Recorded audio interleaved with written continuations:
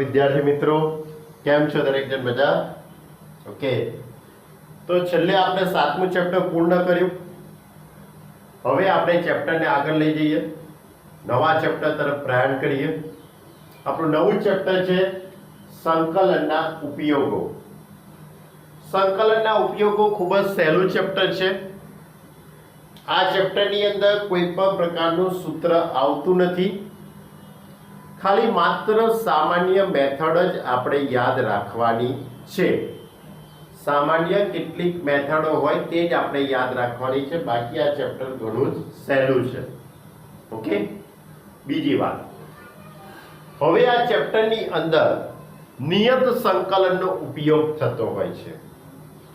જેમ કે ધારો કે કોઈ એક વક્ર આપણે વિચારીએ, ધારો કે કોઈ એક આ વક્ર છે.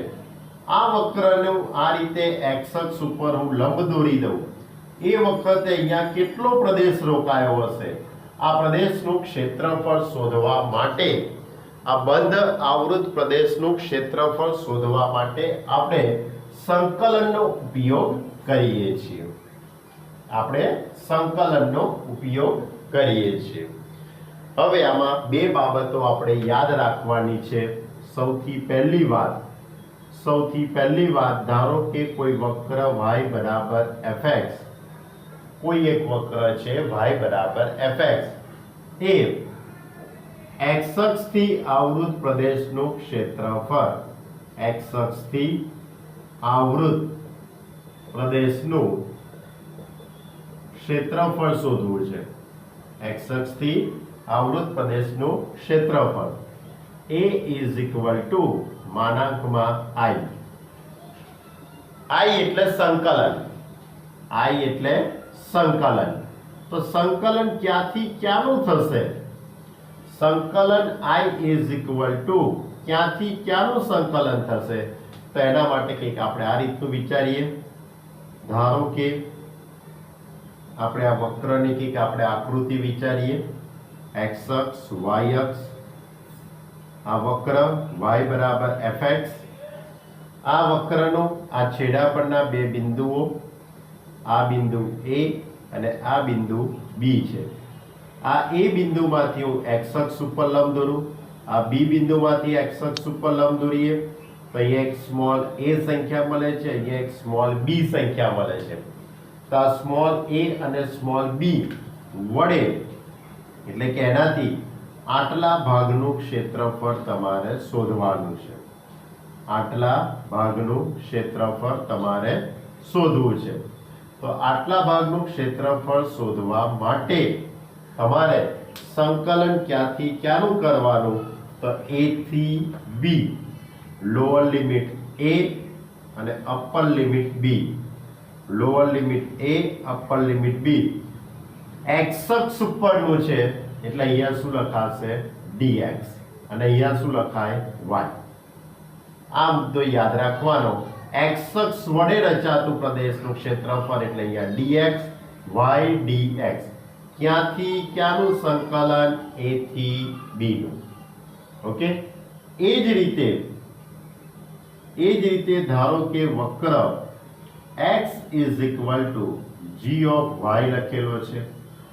આ વક્ર વડે y અક્ષથી, આ વક્રથી y અક્ષથી આવૃત પ્રદેશનું ક્ષેત્રફળ તમારે શોધવું છે. ક્યાંથી? y અક્ષથી આવૃત પ્રદેશનું ક્ષેત્રફળ શોધવું છે. તો a is equal to માનાંકમાં i. પણ અહીંયા i is equal to શું થશે?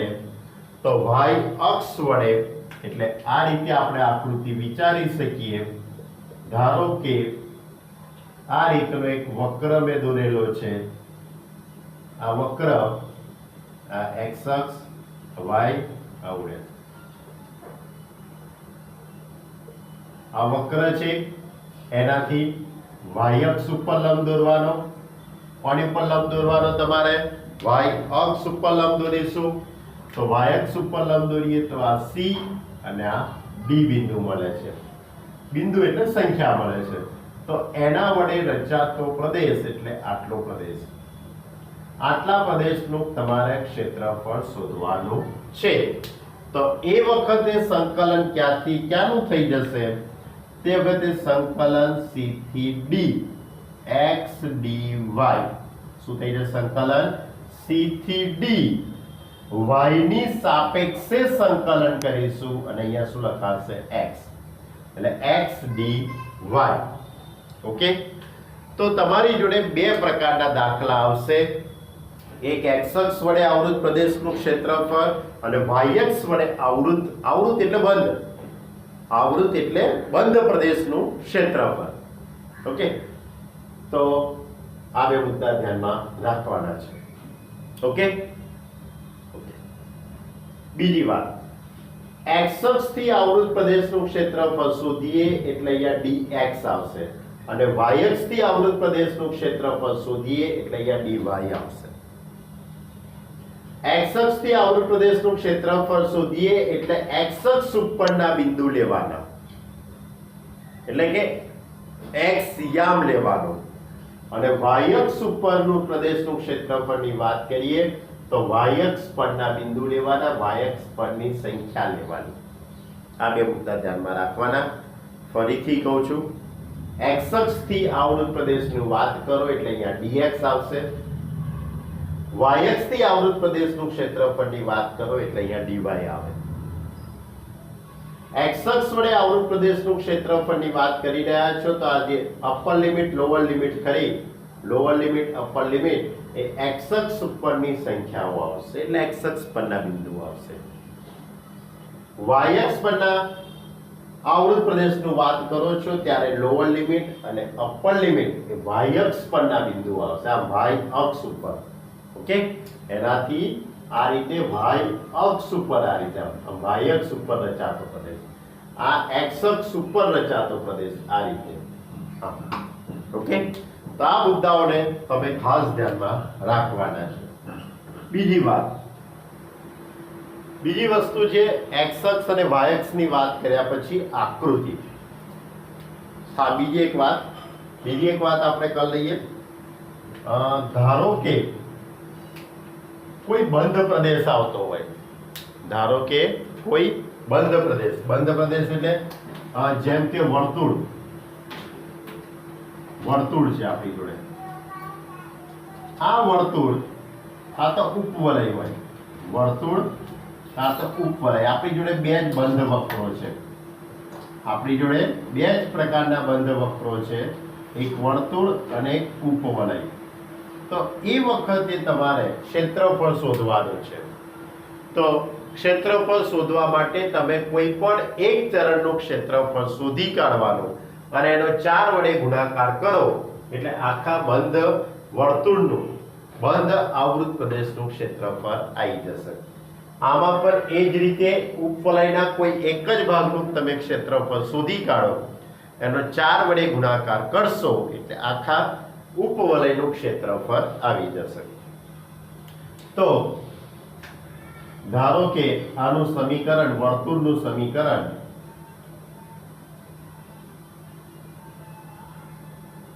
વર્તુળ એનું સમીકરણ x² + y² = a² છે. ધારો કે x² + y² 25 હોઈ શકે, x² + y² = 16, x² + y² = 2, ગમે તે હોય. તો એ વખતે આ જે બિંદુ થશે તે a0, આ બિંદુ થવાનું 0a, આ બિંદુ થવાનું -a0, આ બિંદુ થવાનું 0 - a.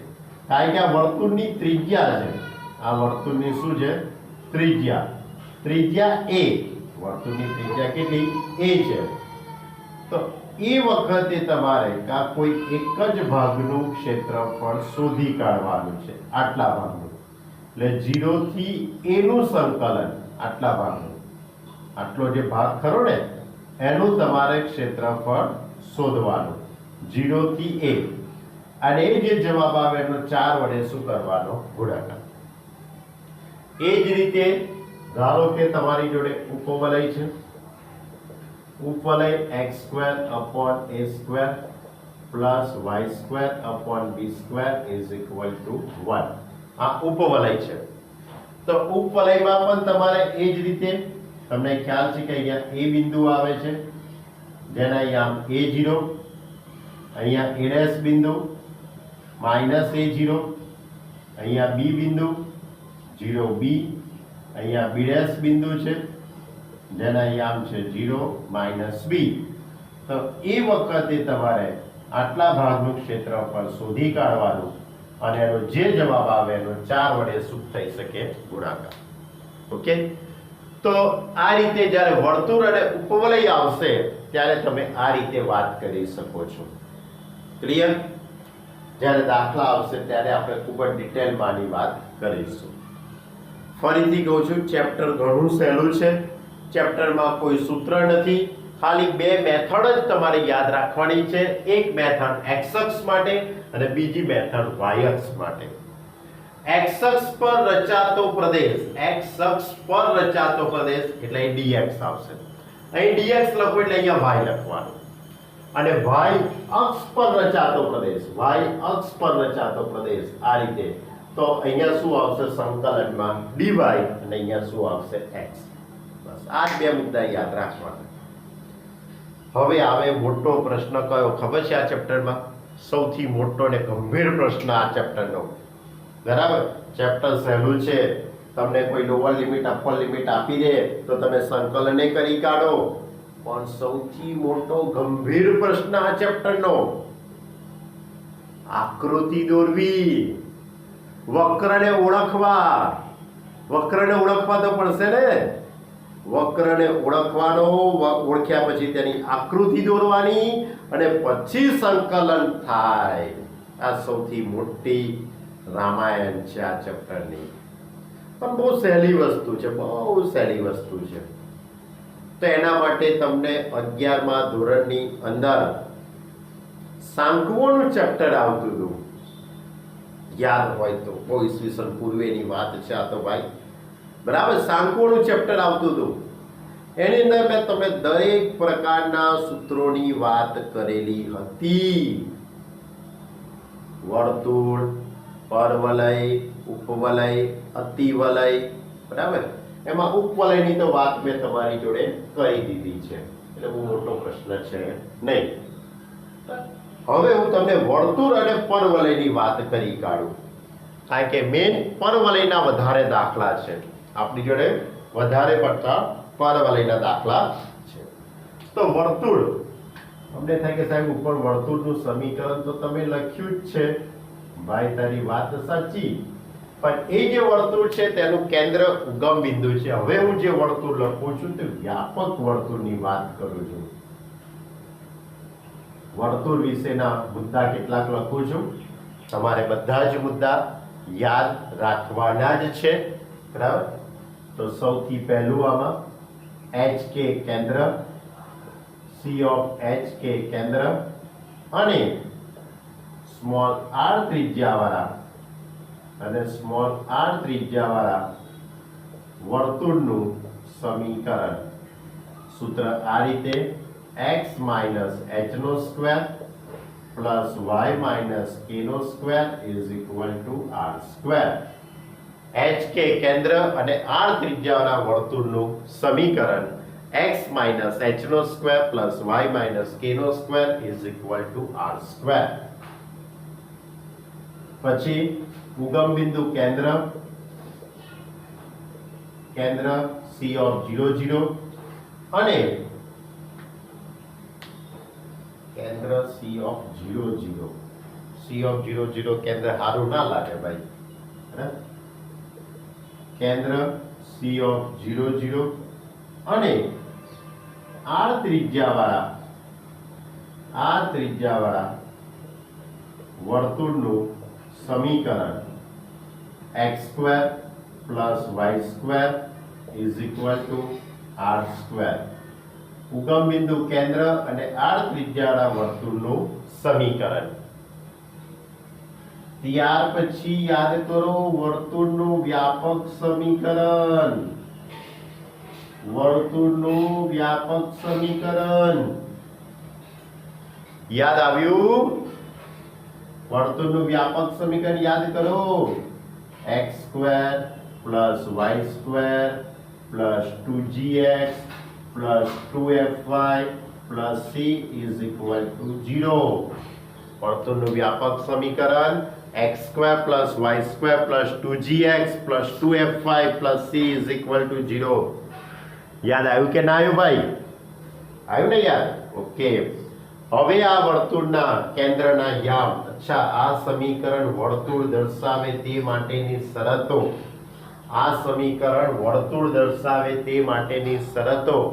તો ભાઈ x² ને y² ના સહગુણક સમાન હોવા જોઈએ. x² નો સહગુણક બરાબર y² નો સહગુણક, x² અને y² ના સહગુણક સમાન હોવા જોઈએ. સમીકરણમાં x * y વાળું પદ ન હોવું જોઈએ. x * y વાળું પદ હોવું ન જોઈએ. એટલે x * y નો સહગુણક શૂન્ય થવો જોઈએ. અને ત્રીજી શરત હતી g² + f² - c > 0. આ ત્રણ શરતનું પાલન થાય તો આપેલ સમીકરણ વર્તુળ દર્શાવે તેમ કહેવાય. અને આની ઉપરથી વર્તુળના કેન્દ્રના યામ શોધવાનું સૂત્ર, વર્તુળના કેન્દ્રના યામ શોધવાનું સૂત્ર -g - f, અને ત્રિજ્યા r શોધવા માટેનું સૂત્ર √g² + f² - c. વર્તુળના કેન્દ્રના યામ c (-g - f) અને ત્રિજ્યા r √g² + f² - c.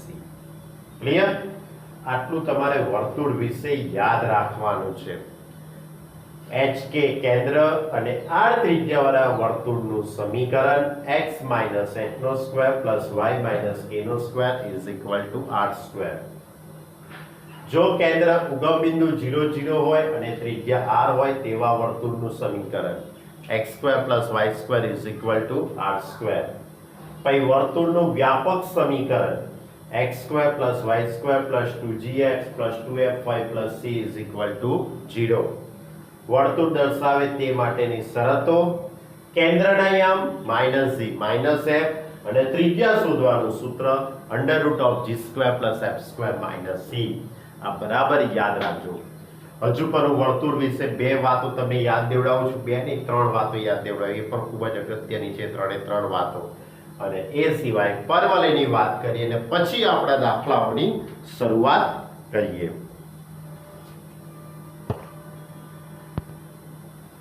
હવે માં તમને વર્તુળ વિશે હજુ પણ એક બે વાતો કરવી છે. તો જો વર્તુળ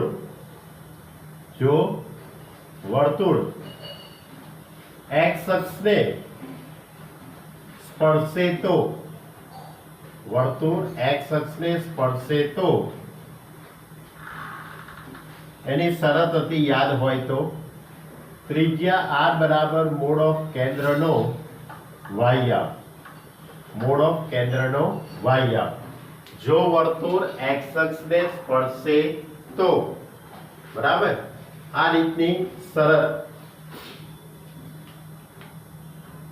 આ રીતે આ વર્તુળ x અક્ષ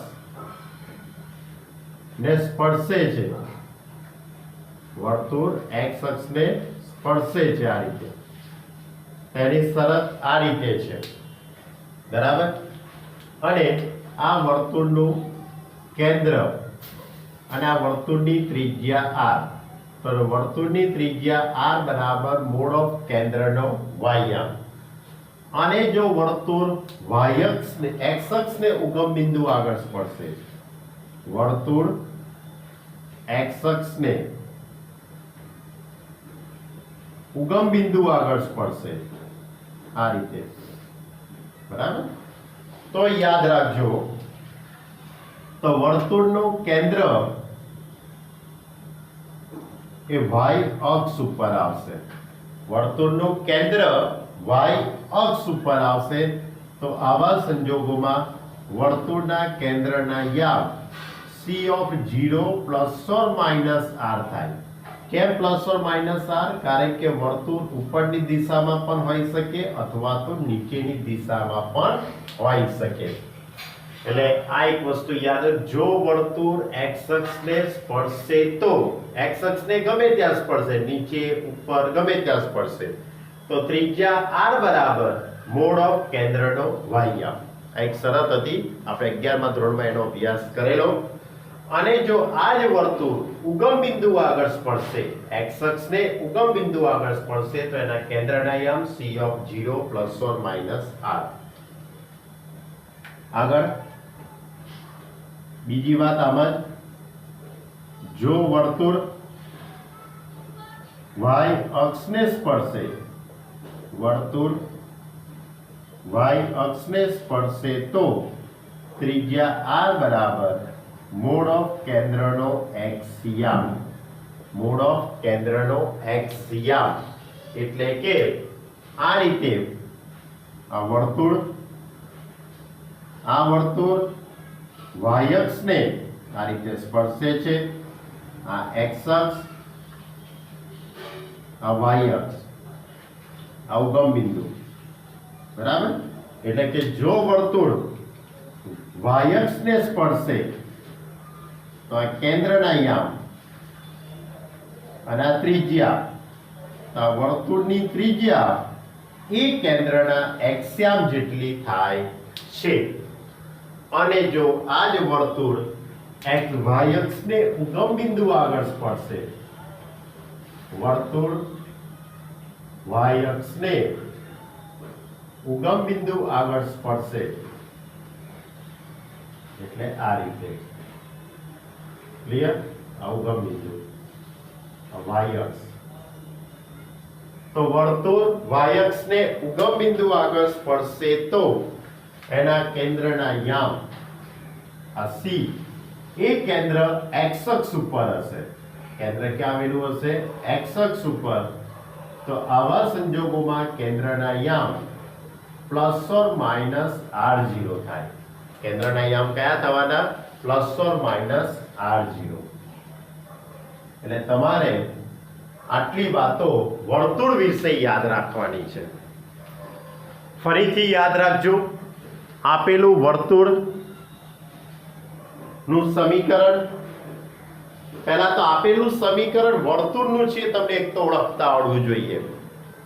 આપેલું સમીકરણ વર્તુળનું છે, તમને ઓળખતા આવડવું જોઈએ કે x² + y² + 2gx + 2fy + c = 0 એ વર્તુળનું વ્યાપક સમીકરણ છે, તમને ઓળખતા આવડવું જોઈએ.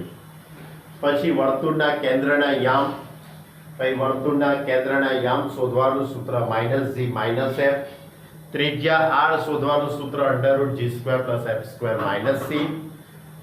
અને આ બે વાતો, હા હજુ એક વાત યાદ રહી ગઈ એક વાત, જો વર્તુળ બંને અક્ષોને સ્પર્શે, જો વર્તુળ બંને અક્ષોને સ્પર્શે, આ વર્તુળ આ રીતે y અક્ષ અને x અક્ષ બંને અક્ષોને સ્પર્શે છે, તો એવા સંજોગોમાં આ રીતે વર્તુળ x અક્ષ અને y અક્ષ બંને અક્ષોને સ્પર્શે, તેની પરથી ત્રિજ્યા r બરાબર મોડ ઓફ કેન્દ્રનો x યામ બરાબર મોડ ઓફ કેન્દ્રનો y યામ.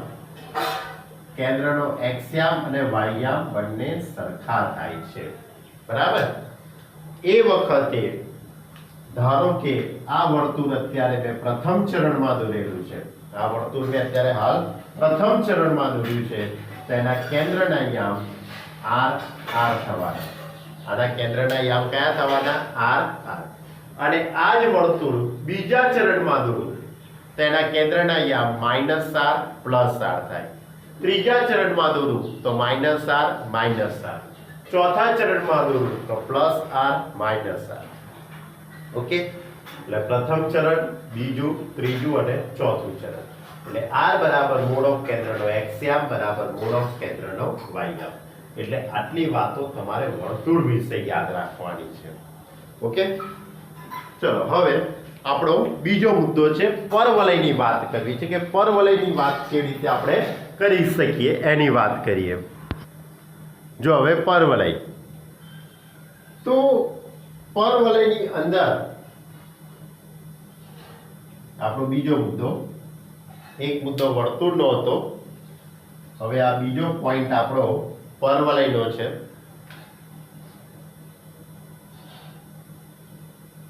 પરવલય, બરાબર. તો પહેલા તો પરવલય, હવે પરવલય. તો પરવલયની અંદર મારે તમને વાત કરવી છે સૌથી પહેલા આપણી જોડે જે સૂત્ર છે એ આ રીતે છે. પરવલય y² is equal to 4ax. y² is equal to 4ax. આ પરવલયની આકૃતિ, આ પરવલયની આકૃતિ આ રીતે છે, બરાબર. y² is equal to 4ax. ઉગમ બિંદુમાંથી પસાર થતું આ પરવલય. ક્લિયર? કોની પ્રત્યે છે? તો x અક્ષ પ્રત્યે છે. અત્યારે હાલ મેં x અક્ષની ધન દિશામાં દોર્યું છે. આ જ રીતે હું x અક્ષની ઋણ દિશામાં પણ દોરી શકું. x અક્ષની ઋણ દિશામાં દોરું એટલે આ રીતે આવશે, આ x અક્ષની ઋણ દિશામાં. તો એ વખતે સમીકરણ થશે y² is equal to -4ax. y² is equal to +4ax એટલે એની આકૃતિ આ રીતે, અને y² is equal to -4ax તો એની આકૃતિ આ રીતે. ઓકે, આ આપણે 11મા ધોરણમાં અભ્યાસ કરેલો. એ જ રીતે ધારો કે y અક્ષ પ્રત્યે સમમિત હોય પરવલય, y અક્ષ પ્રત્યે સમમિત હોય આ રીતે. જો પરવલય y અક્ષ પ્રત્યે સમમિત હોય તો એનું સમીકરણ થશે x² is equal to 4ay. x² is equal to 4ay. આ થયું y અક્ષની ધન દિશામાં, અને એ જ રીતે y અક્ષની ઋણ દિશામાં, y અક્ષની ઋણ દિશામાં એટલે આ રીતે, આ y અક્ષની ઋણ દિશામાં. ક્લિયર? y અક્ષ, x અક્ષ આ છે. x² is equal to -4ay. x² is equal to -4ay. આ y અક્ષની ઋણ દિશામાં. એટલે તમારે પરવલય 4 પ્રકારના. ઓકે, ફરીથી યાદ રાખજો. y² y ની ઉપર વર્ગ હોય, y² is equal to 8x, y² is equal to 16x, y² is equal to x, y² is equal to x. તે બધા પરવલય x અક્ષની ધન દિશાવાળા છે આ રીતના. અને x² is equal to 4by એટલે x² is equal to 8y, x² is equal to 16y, x² is equal to y. તે બધા પરવલય છે તે y અક્ષની ધન દિશાવાળા, અને માઈનસ હોય તો ઋણ દિશામાં. ક્લિયર? હવે આ જે વાત થઈ એમાં બધા જ પરવલય ઉગમ બિંદુમાંથી પસાર થાય છે. જો બધા જ પરવલય ઉગમ બિંદુમાંથી પસાર થાય અને એના નાભી, અહીંયા એની નાભી આવેલી હોય S. આની નાભી અહીંયા ઋણ દિશામાં હોય, આની નાભી y અક્ષની ધન દિશામાં, આની નાભી આવે y અક્ષની ઋણ દિશામાં. બરાબર? તો આના નાભીના યામ S of A0 આપણે લખેલું હતું. આના નાભીના યામ કયા થતા હતા? S of A0, અને આમાં કયા થાય? 0a. તો a ની કિંમત માઈનસ આવે તો અહીંયા માઈનસ લખવા. આવી વાત આપણે કરેલી છે.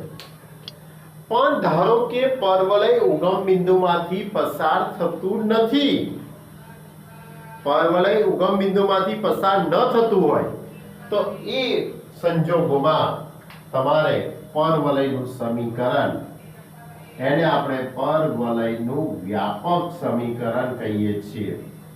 એને પરવલયનું વ્યાપક સમીકરણ. તો પરવલયનું વ્યાપક સમીકરણ આ રીતે છે. યાદ રાખો y - k નો square is equal to 4a into x minus h अथवा x minus h નો સ્ક્વેર is equal to 4a into y minus k આ બેમાંથી કોઈ પણ એક સ્વરૂપની અંદર ગોઠવાયેલું હોય છે. હવે જ્યારે દાખલા આવશે ત્યારે હું તમને કહીશ કે ભાઈ આની આકૃતિ કેવી રીતે દોરાય. આનું અર્થઘટન એવું થાય છે કે આ જે ઉગમ બિંદુ 0 0 આ ઉગમ બિંદુ 0 0 એ સ્થાનાંતર કરેલું છે. ઉગમ બિંદુ 0 0 એ શું કરેલું છે? સ્થાનાંતર. કયા બિંદુએ સ્થાનાંતર કરેલું છે? HK બિંદુએ સ્થાનાંતર કરેલું છે. તો જ્યારે ઉગમ બિંદુનું સ્થાનાંતર HK બિંદુએ થતું હોય ત્યારે આ પરવલયની આકૃતિઓ બદલાઈ જશે. આકૃતિઓ એટલે આકાર તો આ જ હશે, પણ એ પરવલય કદાચ આ રીતનો પણ હોઈ શકે, એ પરવલય કદાચ આ રીતનો પણ પરવલય હોઈ શકે.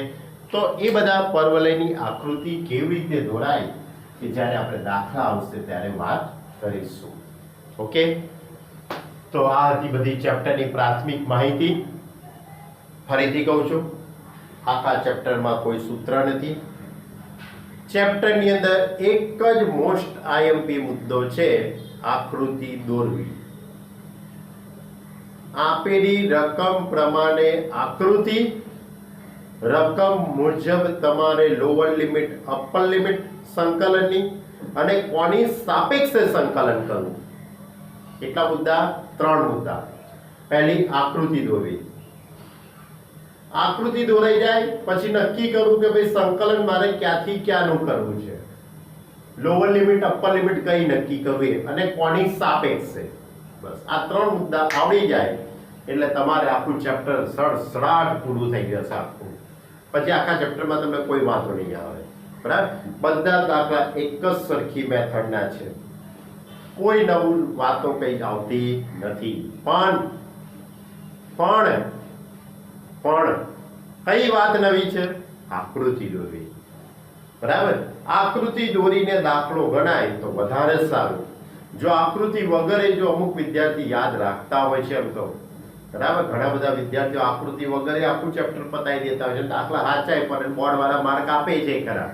બરાબર, આકૃતિના કોઈ માર્ક હોતા નથી, પણ દાખલો સમજવા માટે આકૃતિ દોરવી ખૂબ જરૂરી છે. ઓકે, તો હવે આપણે તમે ઘણી બધી વાતો સમજી લીધેલી છે. હવે આપણે પ્રેક્ટિકલી સ્વાધ્યાય 8.1 ની શરૂઆત કરીએ. બરાબર, રકમ બરાબર વાંચવી પડશે તો જ દાખલો ગણાશે.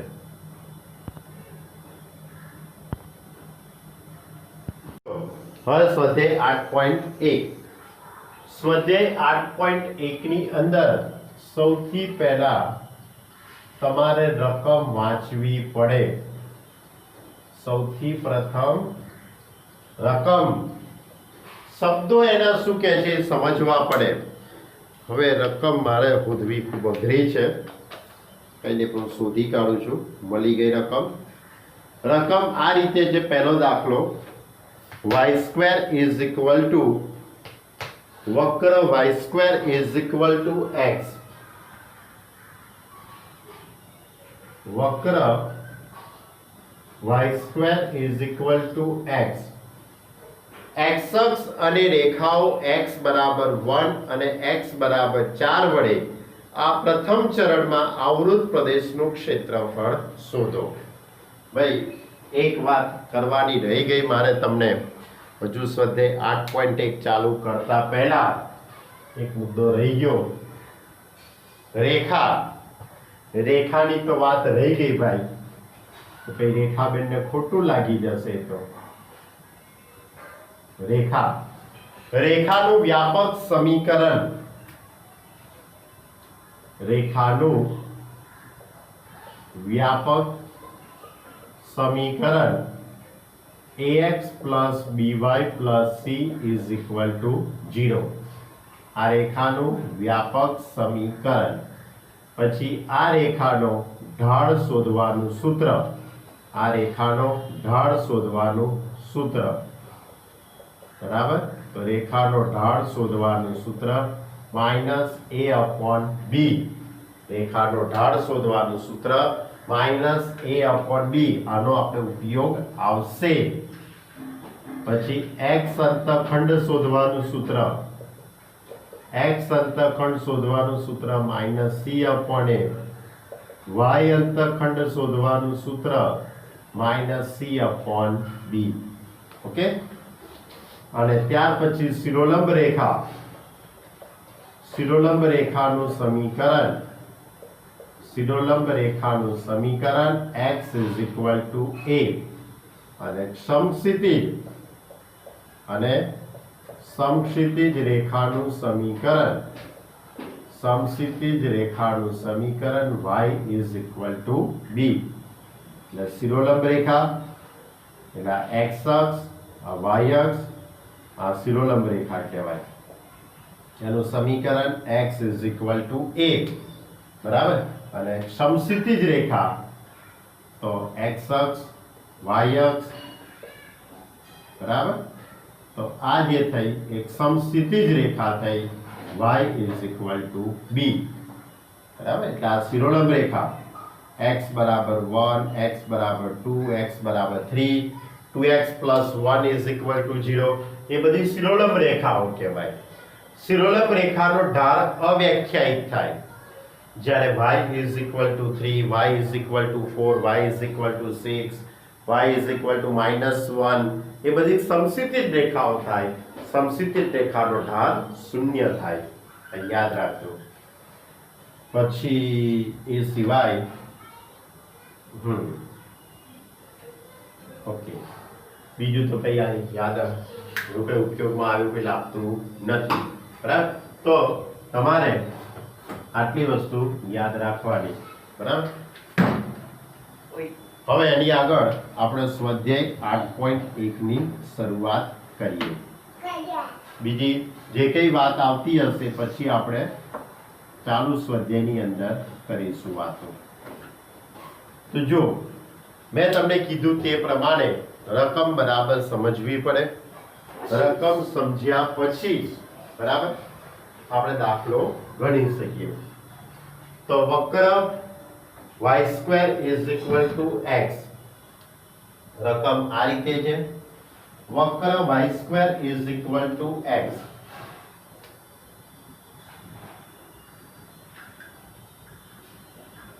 વક્ર y² = x અને x અક્ષ અને રેખાઓ x બરાબર 1 અને x બરાબર 4, રેખાઓ x બરાબર 1 અને x બરાબર 4 વડે આવૃત પ્રદેશનું, પ્રથમ ચરણમાં આવૃત પ્રદેશનું ક્ષેત્રફળ શોધો.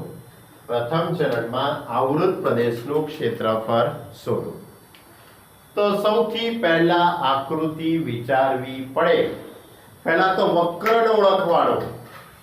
સૌથી પહેલું કામ વક્રને ઓળખવાનો કે કયો વક્ર છે, પરવલય છે, ઉપવલય છે, રેખા છે, શું છે, તમારે પહેલા ઓળખવું પડે. ઓળખો. y² = x. કોઈ પણ એક ચલની ઉપર વર્ગ હોય એટલે તે પરવલયની જ આકૃતિ હોય. કાં તો x ઉપર વર્ગ હોય કાં તો y ઉપર વર્ગ હોય, એટલે તમારે સમજી લેવાનું કે પરવલયની જ આકૃતિ છે. પછી ઓળખવાનું કે પરવલયની આકૃતિ કેવી, ઉગમ બિંદુમાંથી પસાર થતો પરવલય છે કે ભાઈ વ્યાપક સમીકરણ સાથે સરખામણી કરવી પડશે. તો આપણે જોઈ શકાય છે કે આ ઉગમ બિંદુમાંથી પસાર થતો પરવલય છે y², એટલે એની આકૃતિ આ રીતે થશે.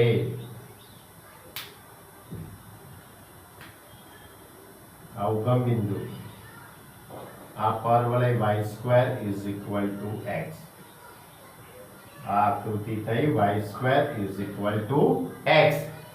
આ રીતનો પરવલય થશે. x અક્ષની ધન દિશા પ્રત્યે સમમિત છે.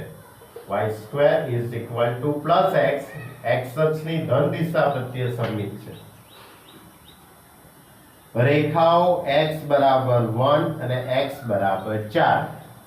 x બરાબર 1 એટલે શિરોલંબ રેખા, x બરાબર 1 એટલે શિરોલંબ રેખા અને x બરાબર 4 એટલે એ પણ શિરોલંબ રેખા છે. આ બંને શિરોલંબ રેખાઓ બરાબર. x બરાબર 1 પહેલા આવશે, x બરાબર 4 પછી આવશે એટલે અહીંયા 1 અને 4.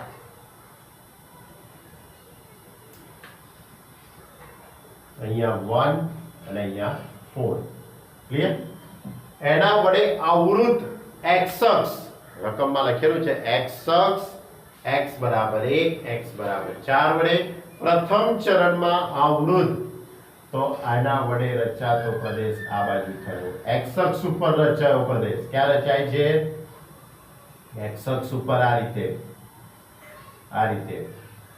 ક્લિયર? તો તમારે આટલા ભાગનું ક્ષેત્રફળ શોધવાનું છે બરાબર. પ્રથમ ચરણનું શોધવાનું છે એટલે આટલો બંધ ભાગ થયો ને, આટલો આ બંધ ભાગ થયો, આટલો બંધ ભાગ બરાબર. આટલા બંધ પ્રદેશનું તમારે ક્ષેત્રફળ શોધવાનું છે. ક્લિયર? એટલે સંકલન ક્યાંથી ક્યાંનું થઈ જશે? 1 થી 4 સંકલન નક્કી થઈ ગયું. મેં તમને શું કીધેલું? 3 વાતો કીધેલી. પહેલા આકૃતિ દોરો, આકૃતિ દોર્યા પછી કોની સાપેક્ષે સંકલન કરવું છે તે નક્કી કરો અને લોઅર લિમિટ અને અપર લિમિટ નક્કી કરો. તો હવે અહીંયા નક્કી થઈ ગયું કે આ સંકલન કોની સાપેક્ષે કરીશું? x ની સાપેક્ષે. કેમ? કારણ કે આપણે બિંદુ x અક્ષ ઉપરના લીધેલા છે, બિંદુ કોની પરના લીધેલા છે? x અક્ષ પરના બિંદુ લીધેલા છે એટલે x અક્ષની સાપેક્ષે સંકલન. ક્યાંથી ક્યાંનું? a થી b y dx. આ સૂત્ર પ્રમાણે તો ઇન્ટિગ્રેશન ઓફ ક્યાંથી ક્યાંનું? 1 થી 4 1 થી 4 y dx. તો y² is equal to x. તો y ઇઝ ઇક્વલ ટુ કેટલા થશે? √x થઈ જશે, √x dx.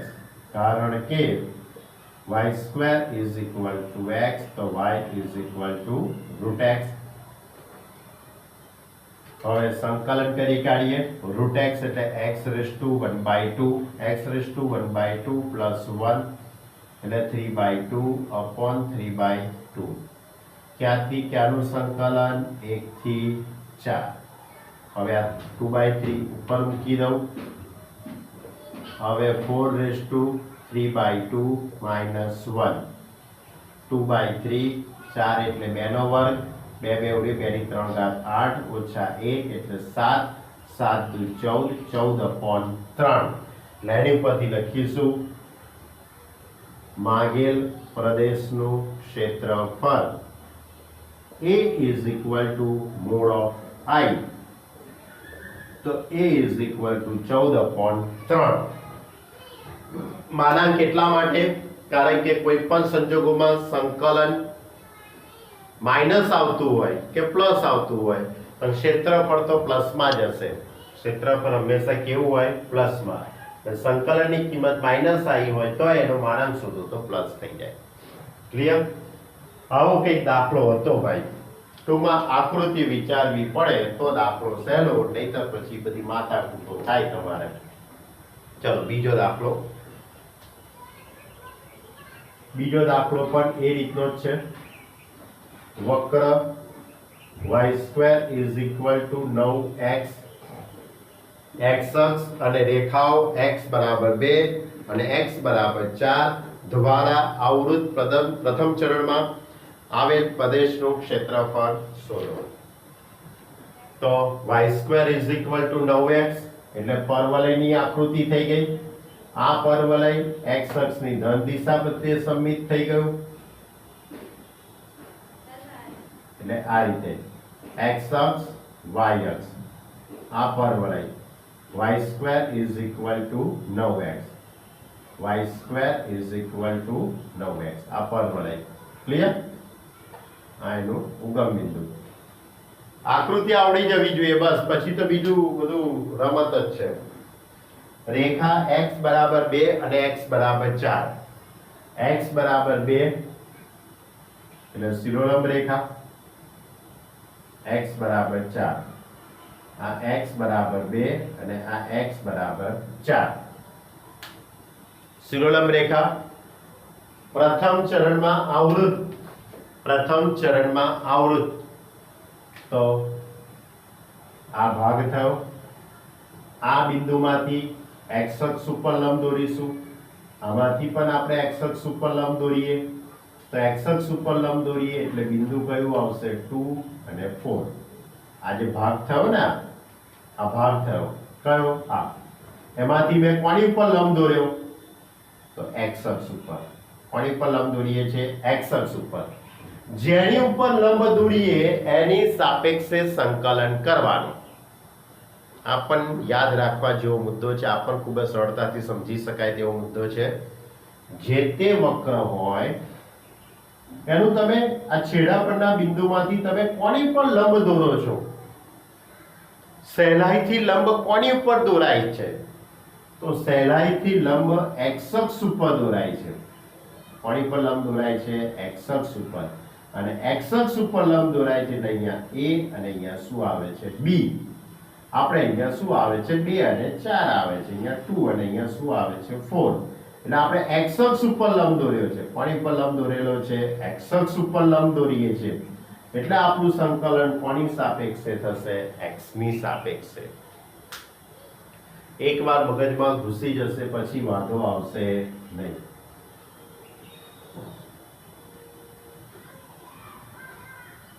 તો હવે અહીંયા આપણે સંકલન કોની સાપેક્ષે થશે x અક્ષની સાપેક્ષે. કારણ કે વક્રના છેડા પરના બિંદુમાંથી મેં x અક્ષ ઉપર લંબ દોરેલો છે અને x અક્ષ ઉપર લંબ દોરેલો છે એટલે x ની સાપેક્ષે સંકલન થશે. તો હવે x ની સાપેક્ષે સંકલન I is equal to integration a થી b y dx is equal to integration 2 થી 4 y એટલે કે 3 root x dx. 3 સંકલનની બહાર 2 to 4 x raised to 1/2 dx. x raised to 1/2 એટલે x raised to 1/2 plus 1 એટલે 3/2 upon 3/2. ક્યાંથી ક્યાંનું સંકલન 2 થી 4. હવે અહીંયાથી 3 ઉડી જશે 2 બહાર આવી જશે 4 raised to 3/2 2 raised to 3/2. Okay 4 એટલે 2 નો વર્ગ ઉડી જશે એટલે એની ઉપરથી આપણે લખી શકીએ 4 એટલે 2 નો 2 ની 3 ઘાત 8. 8 માઇનસ આ 2 રૂટ 2 થઈ જશે ટૂંકમાં 16 માઇનસ 2 દુ 4 રૂટ 2. હવે તમારે જોવું પડશે કે ભાઈ 16 માઇનસ 4 રૂટ 2 એ પોઝિટિવ છે કે નેગેટિવ છે. તો રૂટ 2 એટલે 2.41 ગુણ્યા 4 અને 16 માઇનસ 4 રૂટ 2 કરો તો પોઝિટિવ જ થવાનું છે. તમે ગમે તે રીતે કેલ્સીની મદદથી કરવું હોય તો પણ કરી શકો છો. અને એના ઉપર તે નીચે લખીશું માગેલ પ્રદેશનું ક્ષેત્રફળ A is equal to માનાંકમાં I. A is equal to માનાંકમાં I. તો A is equal to માનાંકમાં 16 માઇનસ 4 રૂટ 2 એનો માનાંક એનો એ જ આવશે એટલે એનું ક્ષેત્રફળ. આ રીતે આપણે આકૃતિ દોરવી પડે. આકૃતિ દોર્યા પછી તમે કોની ઉપર લંબ દોરો છો x અક્ષ ઉપર લંબ દોરો છો કે y અક્ષ ઉપર લંબ દોરો છો એ જોવું પડે. તમે x અક્ષ ઉપર લંબ દોરો તો x ની સાપેક્ષે સંકલન કરો. y અક્ષ ઉપર લંબ દોરો તો y ની સાપેક્ષે સંકલન કરો. ઓકે અને જેની ઉપર તમે લંબ દોરતા હોય જે બિંદુ આવે એ એની લોઅર લિમિટ અપર લિમિટ થવાની. બસ આટલું ટૂંકમાં યાદ રાખો એટલે ચેપ્ટર પૂરું તમારું. ઓકે તો વધુ આગળ એક બે દાખલા જો લેવાની મારી ઈચ્છા છે. ભલે વિડીયો થોડોક લાંબો થઈ જાય પણ વાંધો આવે એવું નથી. જો હવે ત્રીજો દાખલો લઈએ આપણે. Question number 3.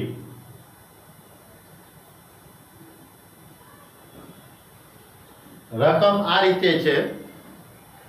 વક્ર x² is equal to 4y.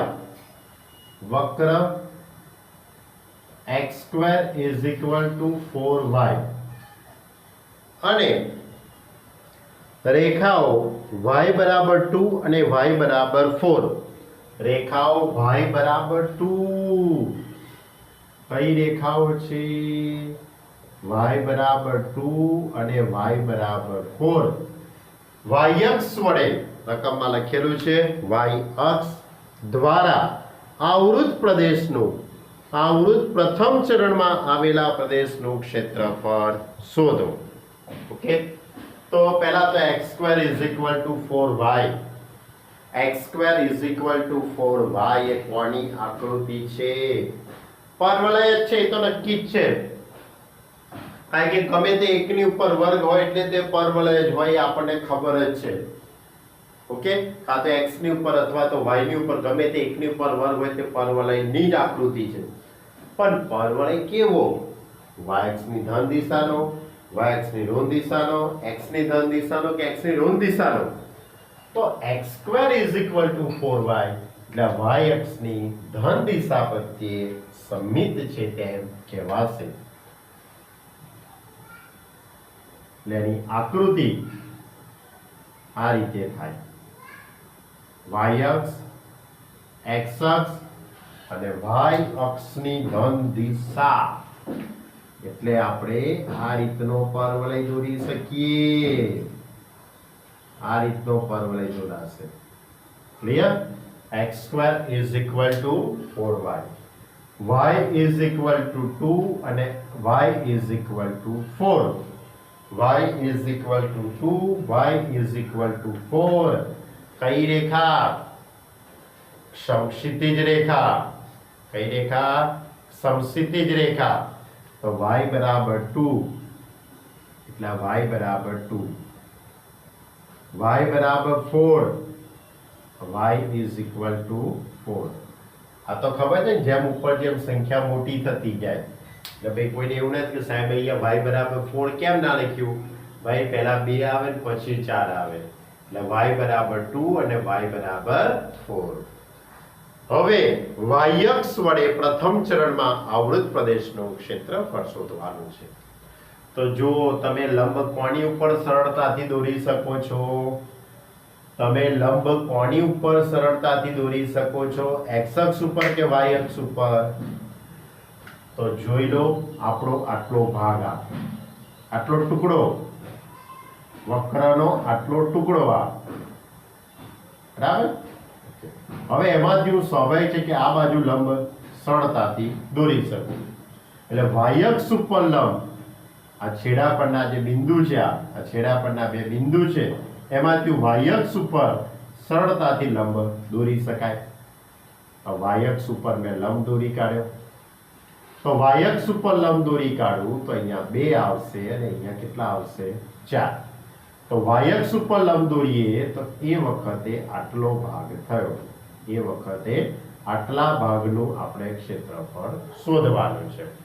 કોની ઉપર મેં લંબ દોર્યો? બરાબર ધ્યાનથી જુઓ, y અક્ષ ઉપર. કોની ઉપર? y અક્ષ ઉપર લંબ દોરેલો છે, એટલે આપણે સંકલન કોની સાપેક્ષે થશે? y ની સાપેક્ષે. કોની સાપેક્ષે આપણે સંકલન કરીશું? y ની સાપેક્ષે.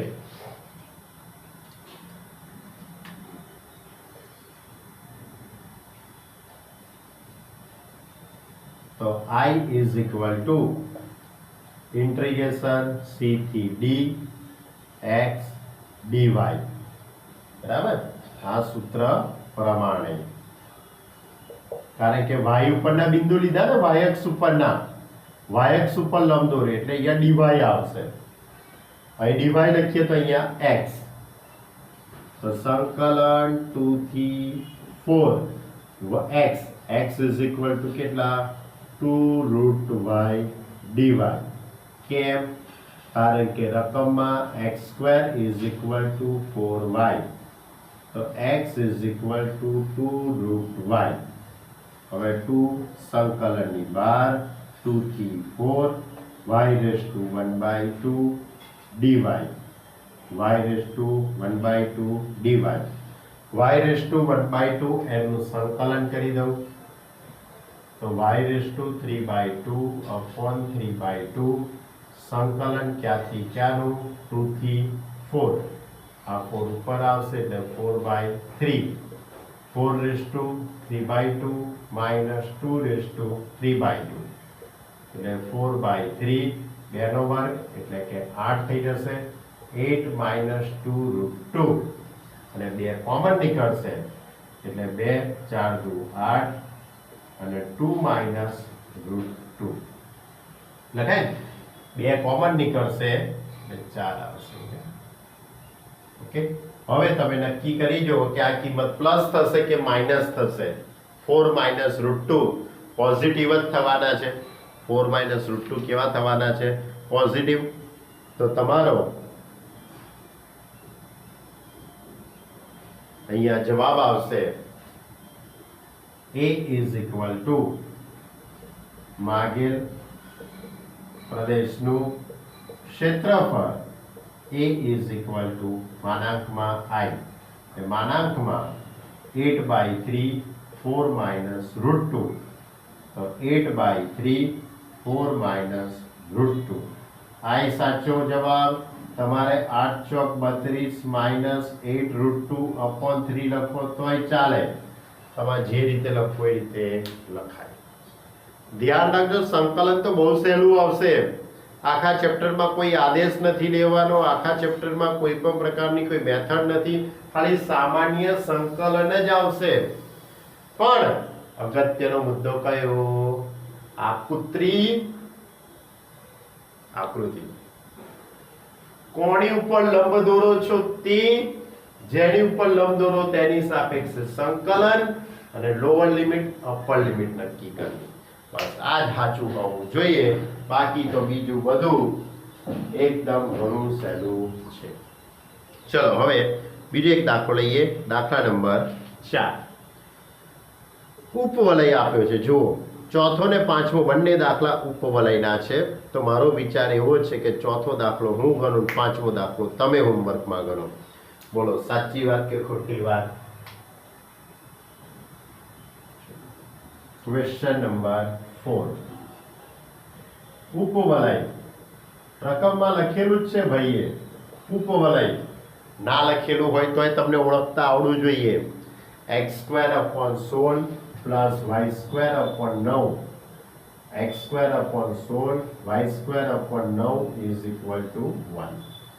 હવે આ ઉપવલયની આકૃતિ, કારણ કે ઉપવલયમાં પાછા બે પ્રકાર હતા ભાઈ, ખબર છે? આ રીતનો ઉપવલય હતો અને આ રીતનો પાછો ઉપવલય હતો. યાદ કરો ઓદીન. તો અહીંયા તમારે a ની કિંમત મોટી છે, b ની કિંમત નાની છે, એટલે આ ઉપવલય x અક્ષ પ્રત્યે સમમિતનો છે, એટલે આ રીતનો ઉપવલય છે. અને b મોટા હોત એટલે y વાળું પદ મોટું હોત તો y અક્ષ પ્રત્યે સમમિત આવત, એટલે આ રીતનો હોત. તો હવે આપણે આની આકૃતિ આ રીતે દોરી શકીએ. આ ઉપવલય x²/16 plus y²/9 is equal to 1. Clear? હવે x²/16 બરાબર અને y²/9 આ એનું કેન્દ્ર, આ a બિંદુ જેને અહીંયા 40, અહીંયા a' બિંદુ -40, અહીંયા b બિંદુ આવશે જેને અહીંયા 0,3, અહીંયા b' બિંદુ જેને અહીંયા 0, -3.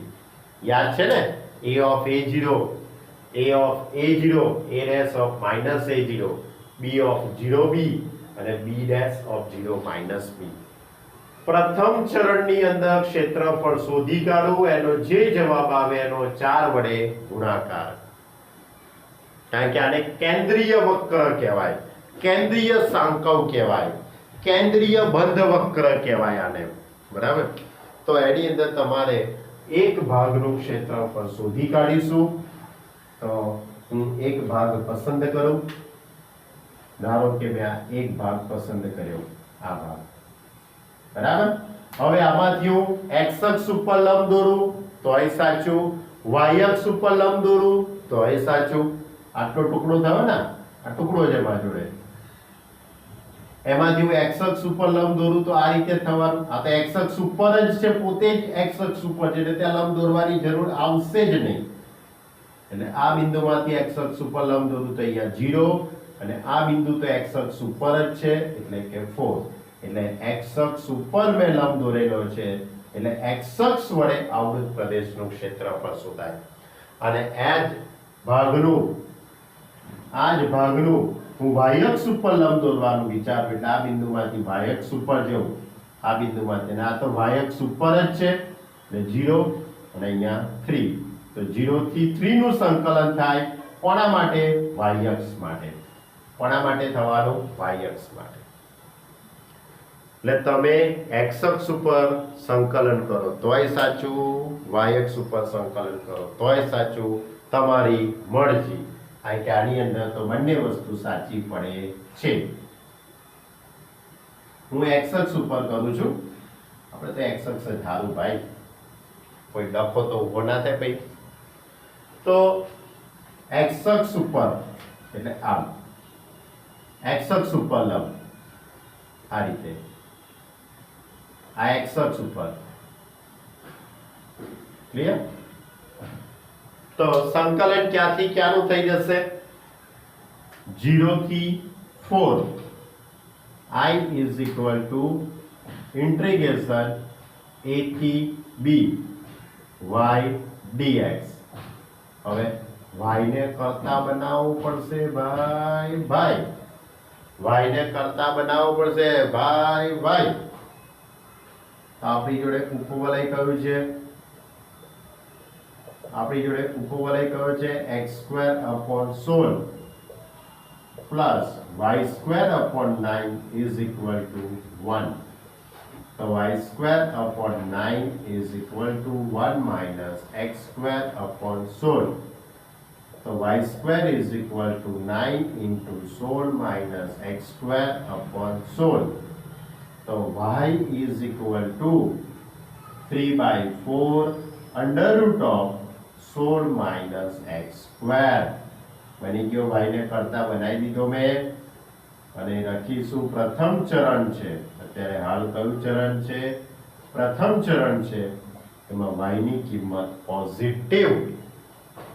એટલે આ રીતે તમારે y ને કરતા બનાવવો પડશે. તો હવે હું અહીંયા લખી કાઢું ઇન્ટિગ્રેશન ક્યાંથી ક્યાંનું? 0 થી 4. 0 થી 4 3/4 under root of 16 minus x² dx. હવે આનું સંકલન કરી કાઢું ભાઈ. બોલો કયું સૂત્ર? under root a² minus x². યાદ છે? under root a² minus x² નું સ્વાધ્યાય 7 પોઈન્ટ લગભગ 8 9 7.9 કે 10 માં હતું લગભગ. આ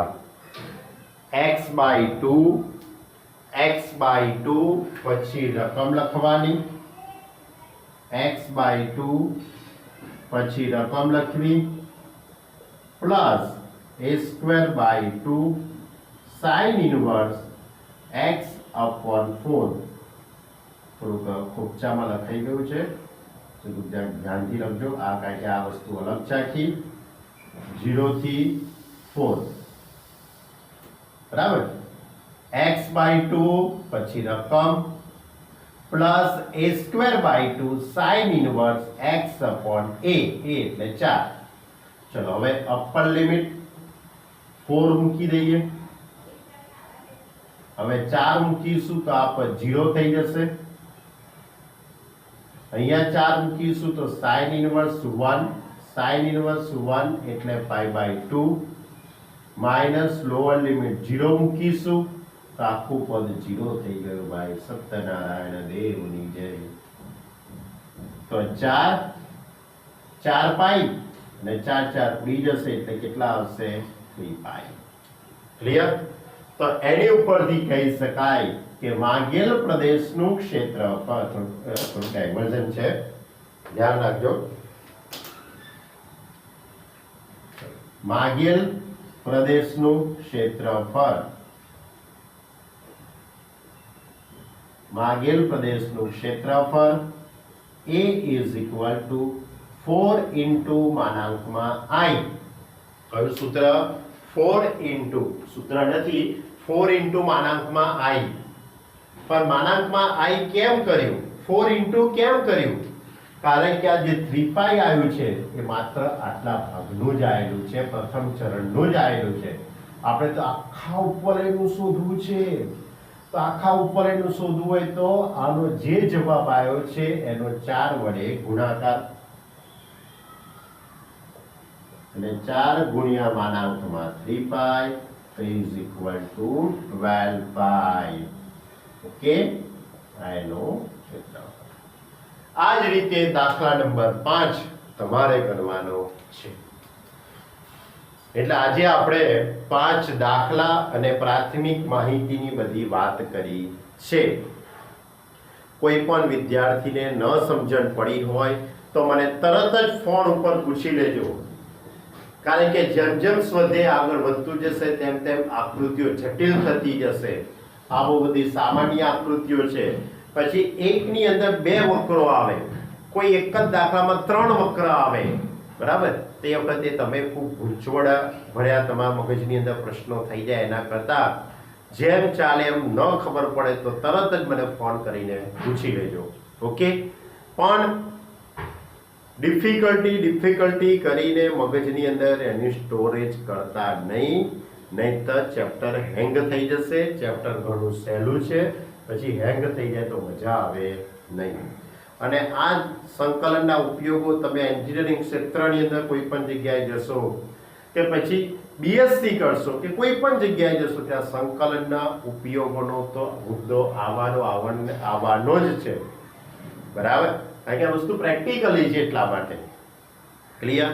તો હું આશા રાખું દરેક વિદ્યાર્થી શાંતિથી વિડીયો સાંભળીને અને સમજવાનો સંપૂર્ણપણે પ્રયત્ન કરશે. ઓકે સ્ટુડન્ટ, તો હોમવર્કની અંદર ચલાયેલી તમામ વાતો એક વખત લખવાની છે. Okay student, by.